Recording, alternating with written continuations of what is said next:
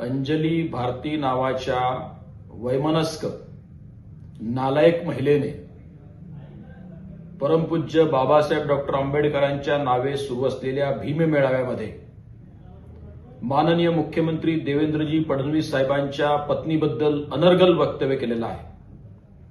अशा नीच मनोवृत्तीच्या नालायक महिलेला आणि तिच्यासह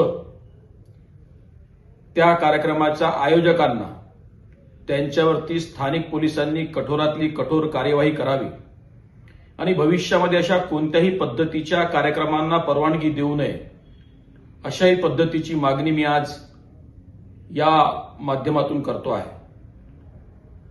आपली पातळी सोडताना स्वस्त प्रसिद्धीसाठी आपल्यातला थिल्लरपणा एका महिलेने अशा सार्वजनिक ठिकाणी आणि कार्यक्रमामध्ये उद्धृत करणे ही माणुसकीला आणि निव्वळ माणुसकीलाच नव्हे तर स्त्रीला लज्जा आणणारी घटना आणि एवढंच नाही तर परमपूज्य बाबासाहेब डॉक्टर आंबेडकरांच्या विचारांना देखील तिलांजली देण्याचा प्रकार आहे।